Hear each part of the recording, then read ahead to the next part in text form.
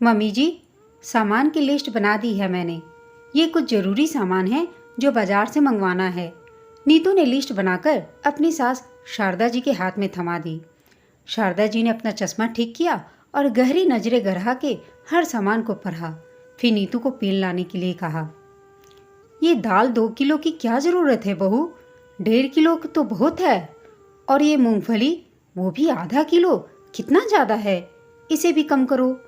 5 kilo घी, बहू तू तो इस घर को ही डुबो देगी। पैसे क्या पेड़ पर उगते हैं जो इतना सामान लिख दिया तूने? मैं नहीं हूँ तो तू तो इस घर को ही बेचकर खा जाए। तुझे क्या पता कितनी मुश्किलों से मैंने ये घर बनाया है, इसका एक एक सामान सजाया है। तेरी तरह राशन पर इतना पैसा फूकती तो ये घर ना बना पाती। नीतू ने कहा, लेकिन मम्मी जी, मूंग की दाल तो पापा जी की सेहत के लिए अच्छी रहेगी, उन्हें पचाने में भी आसानी रहेगी।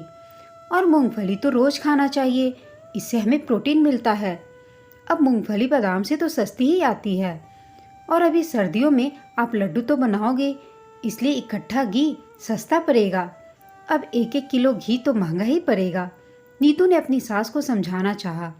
तभी शारदा जी फिर से गुस्सा करने लगती हैं। तू अपनी गणित अपने पास ही रख। इकट्ठा घी लाना भी महंगा होगा। और तू मुझसे बहसबाजी मत कर। ये घर मेरा है तो मेरे हिसाब से ही चलेगा। जिस तरह सामान हर महीने आता है उसी तरह से आएगा। तू मेरी रसोई में ज़्यादा दखल अंदाजी मत किया कर। अपना खाना बना और मुंह बंद कर के रख। शारदा जी के कहने के बाद नीतू फिर से चुप हो गई। फिर ये पहली बार तो नहीं हुआ था उसके साथ कि उसको इस तरह से डांटा गया हो। शारदा जी की तो आदत ही हो गई है। वो अपनी बहू को अपने पैरों की जूती समझती हैं और उसकी बिल्कुल भी कदर नहीं करती। हर समय ताने देना, अपमान करना उनकी आदत में एक है। नीतू भी कुछ तो संस्कारों की वजह से सब सहन कर रही थी और कुछ उसकी मजबूरी थी। उसका पति मुकेश ज़्यादा कुछ कमाता नहीं था। ससुर प्रकाश जी तो सरकारी नौकरी थी उनकी, पर मुकेश ज़्यादा नहीं पढ़ा तो उन्होंने ही एक बिजली की छोटी सी दुकान खुलवा दी। बस वो उसी पर सुबह शाम बैठता था, पर कमाई इतनी भी नहीं थी कि दोनों जनों का पेट भी भर सके। घर का सारा मोटा खर्चा मुकेश के पापा जी ही उठाते थे, इसलिए वो और नीतू उनसे दबकर रहते थे। उसके अलावा शारदा जी की घर में तूती बोलती थी। वो पूरे घर को अपनी उंगली पर रखती थी और सब घर वालों को नचाती थी। शारदा जी का एक ही बेटा है। मुकेश पढ़ाई में ठीक तो नहीं था तो ज़्यादा ऊंची पढ़ाई नहीं कर पाया और घर पर ही रहा। अब भला बेरोजगार लड़के से कौन अपनी लड़की की शादी करता? इसलिए शारदा जी ने जिद की और एक दुकान किराए पर ले ली और उसमें ही बिजली का सामान भर दिया, ताकि इसी बहाने मुकेश व्यस्त तो रहे। शादी तो उनको भी अपने बेटे की करनी ही थी। कोई भी लड़की वाला आता तो वो यही कहती, एक ही तो बेटा है मेरा, आगे पीछे जो भी है सब इसी का ही तो है। कमाई का तो क्या है, दुकान तो चल रही है और मेरे पति की तो सरकारी नौकरी है ही। बुढ़ापे में हमें तो पेंशन मिलेगी तो आपकी बेटी पर भार नहीं आएगा। वो हमारी जिम्मेदारी से तो मुक्त रहेगी। इतना बड़ा घर है और रहने वाले बस हम 3 लोग हैं। आपकी बेटी आएगी तो हमारे घर पर राज ही करेगी। ये घर सोना चांदी सब उसका ही तो होगा। नीतू के पिता ने यह सब सुना तो उन्हें लगा कि उनकी नीतू तो इस घर पर सच में राज करेगी, इसलिए उन्होंने भी हामी भर दी। लेकिन नीतू को यह रिश्ता पसंद नहीं था, पर उसकी बड़ी बहन मानसिक रोगी थी, जिसके कारण पापा मम्मी तनाव में रहते थे। बहुत जगह इलाज कराकर थक चुके थे, बहुत सा पैसा भी लगा चुके थे। ऐसे में उनके लिए शादी करना आसान नहीं होगा, पर बेटी की शादी तो करनी ही है और छोटी बहन भी कब तक कुंवारी बैठी रहेगी। सब कुछ सोच समझकर देखभाल करके नीतू के पापा ने हामी भर दी, पर वो ये भूल गए कि लड़की की शादी के लिए घर परिवार और ससुर जी की नौकरी से ज़्यादा ज़रूरी है कि लड़के की काबिलियत और उसकी कमाई देखी जाए। आखिर लड़की को जिंदगी लड़के के साथ ही बितानी है। पति की कमाई हो तो वो सिर ऊपर करके उठाकर चलती है, गर्व से जी सकती है। खैर, नीतू और मुकेश की शादी हो गई। शुरुआती दिन तो अच्छे रहे, पर बाद में उसकी सास ने अपने रंग दिखाने शुरू किए। उसकी सास उसकी हर बात और हर काम में टोका टोकी करने लगी थी। जो उसके लिए असहनीय था। हर बात में वो यह जताने लगी थी कि उनका पति कमा रहा है तो उसे सोच समझकर खर्च करना चाहिए। नीतू चाय बनाती तो शारदा जी टोक देती, थोड़ा दूध कम डाला कर, दूध आजकल बड़ा महंगा हो गया है। कपड़ों पर ज़्यादा साबुन मत घिसा कर, तेरे ससुर जी बड़ी मेहनत से कमा कर लाते हैं। ज़्यादा देर तक लाइट पंखे मत चलाया कर, अब बिजली का बिल मुकेश तो भरेगा नहीं। ये टीवी देखना तो लाइट की बर्बादी है, इन सब से कुछ मिलता नहीं है। नीतू का तो जैसे जीना ही मुश्किल हो गया था। वो मायके भी कुछ नहीं कह सकती थी क्योंकि उसके मायके वाले वैसे ही बड़ी बेटी की बीमारी से बहुत परेशान थे। नीतू छुपकर आंसू बहा लेती थी। अब सास तो रोज ही यही जताती थी कि घर उसके पति की कमाई से चल रहा है। सच है, जो ज़्यादा कमाता है वो सबके सिर पर सवार रहता है। शारदा जी के व्यवहार में कोई कभी सुधार नहीं आया और उधर मुकेश की कमाई भी ज़्यादा नहीं बढ़ी थी, इसलिए शारदा जी अपना दबदबा हमेशा बनाए रखती थी। मुकेश सुबह का गया रात को घर आता था। वो अपनी पत्नी को कभी कहीं घुमाने या सिनेमा दिखाने भी नहीं ले जाता था क्योंकि थोड़ी बहुत जो दुकान से कमाई होती थी वो दुकान का किराया भरने से ही चला जाता था और ऊपर से मुकेश के पापा अपनी कमाई में से पैसा देते थे। नीतू का जीवन एक मशीन की तरह हो गया था। सुबह जल्दी उठो, सारे काम करो, दिन रात सास के ताने सुनो। एक खुली जेल में वो सजा काट रही थी, पर उसके मन की सुनने वाला कोई भी नहीं था वहाँ। वो अकेले में आंसू बहाकर रह जाती थी। मुकेश से क्या कहती, वो तो खुद अपने काम से रात तक घर आता था और सुबह जल्दी जाकर दुकान खोल देता था।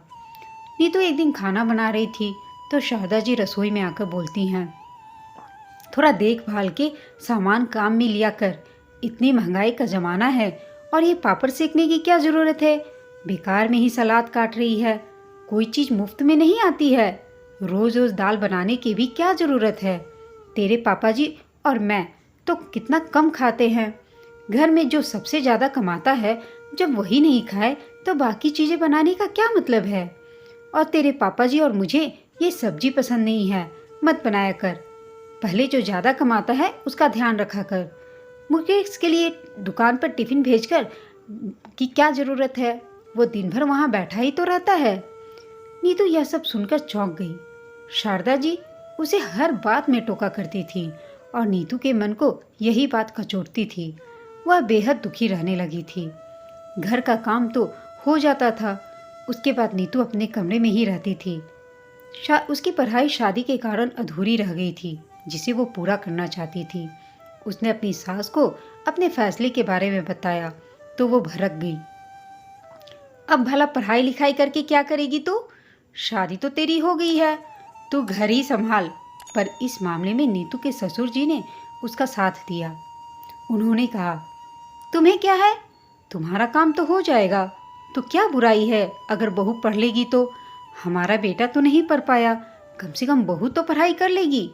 हो सकता है ये पढ़ाई करके अपने पैरों पर खड़ी हो जाए तो हमारे मुकेश का भी भाग्य खुल जाएगा। ससुर जी की सहमति मिलते ही नीतू पढ़ाई में जुट गई और उसने अपनी डिग्री पूरी कर ली। डिग्री पूरी करते ही प्रकाश जी ने उसे प्रतियोगी परीक्षा का फॉर्म भरवा दिया और कुछ महीनों बाद नीतू की सरकारी नौकरी लग गई। ये बात उसकी सास को हजम नहीं हुई। पढ़ाई तक तो ठीक था, पर अब बहू नौकरी करेगी तो घर और मुकेश को कौन संभालेगा। उन्होंने कहा, मुकेश अपनी पत्नी की सफलता से बहुत खुश था। वहीं उसके ससुर प्रकाश जी ने बहू को बहुत सारा आशीर्वाद दिया, पर शारदा जी अड़ गईं कि बहू नौकरी नहीं करेगी। ठीक है, पढ़ाई कर ली, परीक्षा दे दी, नौकरी भी लग गई, पर नौकरी करना जरूरी तो नहीं। तेरे ससुर जी कमा रहे हैं, हम खुद भी खाएंगे और तुझे और तेरे पति को भी खिलाएंगे।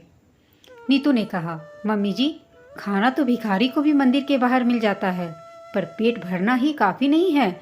उसे कितनी बार धुतकारा जाता है, भीख के लिए सुनाया जाता है, उसकी हंसी उड़ाई जाती है, उसका अपमान किया जाता है।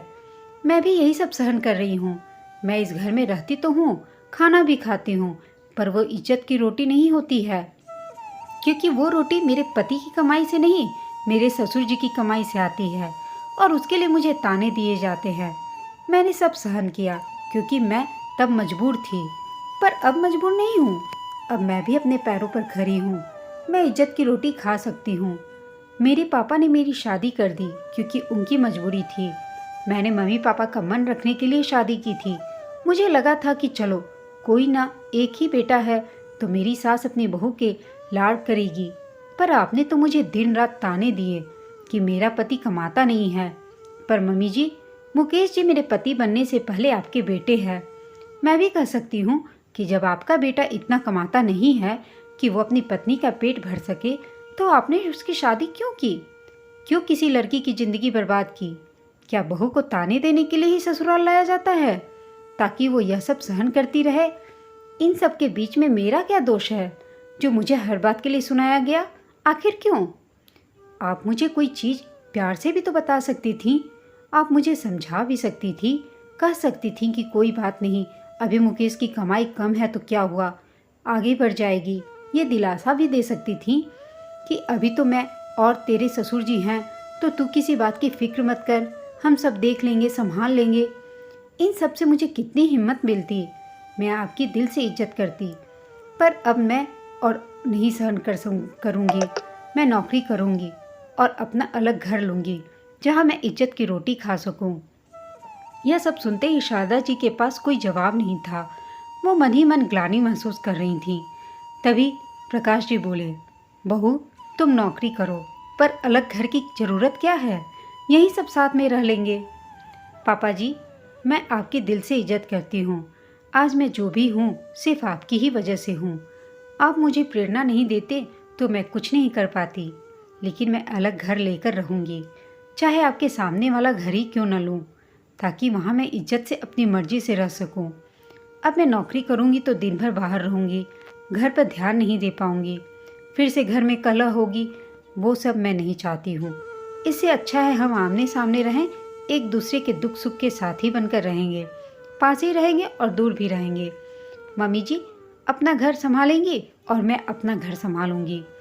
मुकेश भी चुपचाप खड़ा था। वो अपने मम्मी पापा के सामने कुछ नहीं बोला, पर उसे भी पता था कि शारदा जी नीतू के साथ कैसा व्यवहार करती हैं। उसने भी अपनी मौन स्वीकृति दे दी। नीतू ने ऑफिस जाने से पहले घर के सामने ही एक किराए पर घर ले लिया और वहाँ अपने पति के साथ इज्जत से रहने लगी। दोस्तों, बेटा कमाता नहीं हो या कम कमाता हो तो उसका दोष बहू को क्यों दिया जाता है? सास ससुर जैसे दुख में अपनी बेटी का साथ देते हैं, वैसे ही बहू का साथ क्यों नहीं देते हैं? हमें कमेंट करके बताइएगा।